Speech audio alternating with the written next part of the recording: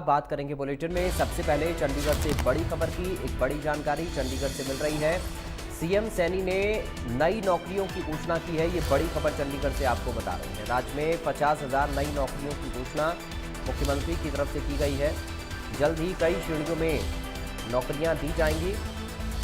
इसके अलावा group D की नौकरियां भी दी जाएंगी, ये भी जानकारी सामने आ रही है। बिना पर्ची की नौकरियां प्राप्त कर रहे हैं युवा। ये बड़ी खबर इस वक्त सामने आ रही है। युवाओं के लिहाज से ये महत्वपूर्ण खबर है। सीएम सैनी ने नई नौकरियों की घोषणा की है। राज्य में 50,000 नई नौकरियों की घोषणा मुख्यमंत्री नायब सैनी की तरफ से की गई है। जल्द ही कई श्रेणियों में ये नई नौकरियां दी जानी हैं। इसके अलावा ग्रुप डी की नौकरियां भी दी जाएंगी। बिना पर्ची की नौकरियां प्राप्त कर रहे युवा, ये बड़ी खबर युवाओं को लेकर। संवाददाता साहिल रुकाया फोन लाइन पर इस वक्त हमारे साथ चुप गए हैं। साहिल, क्या अपडेट मिल रहा है इस पूरी खबर को लेकर?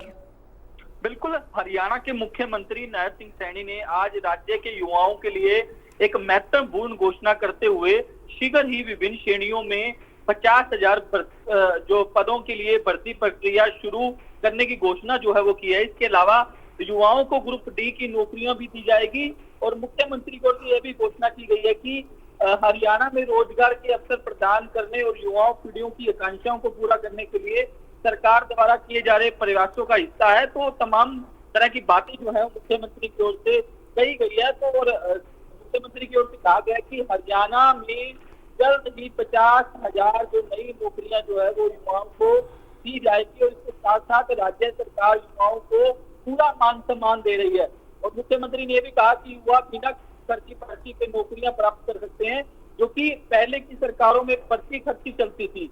लेकिन हरियाणा की सरकार बिना पर्ची खर्ची पे युवाओं को नौकरियां दे रही है। और आज जिस तरीके से एक बड़ी घोषणा जो है मुख्यमंत्री नायब सिंह सैनी की ओर से की गई है, क्योंकि अब जिस तरीके से 3 महीने बाद हरियाणा विधानसभा का चुनाव है, तो ऐसे में जो सरकार लगातार जिस तरीके से घोषणाएं कर रही है, तो ऐसे में युवाओं के लिए एक बड़ी राहत की खबर है।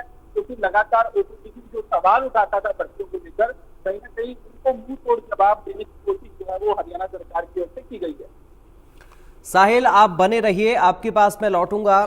एक और बड़ी खबर इस वक्त सामने आ रही है और ये बड़ी खबर जेजेपी खेमे से है।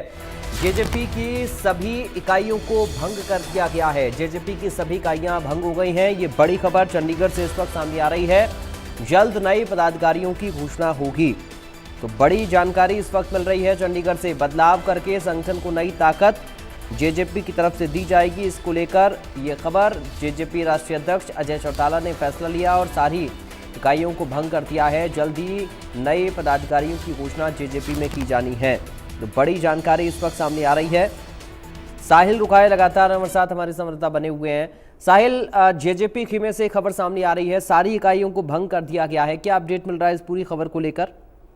बिल्कुल पराग, जननायक जनता पार्टी ने अपनी सभी प्रमुख इकाइयों को भंग कर दिया है। जेजेपी के राष्ट्रीय अध्यक्ष अजय सिंह चौटाला ने पार्टी के अन्य वरिष्ठ नेताओं से विचार विमर्श करके ये फैसला जो है वो लिया है। जेजेपी ने तुरंत प्रभाव से राष्ट्रीय कार्यकारिणी, प्रदेश कार्यकारिणी, सभी जिला व हल्का स्तरीय कार्यकारिणी को भंग कर दिया है।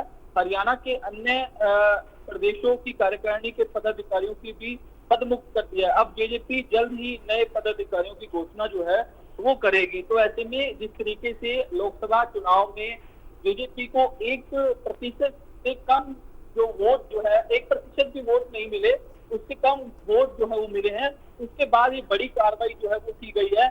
जो जेजेपी की सभी इकाइयां बंद कर दी गई है।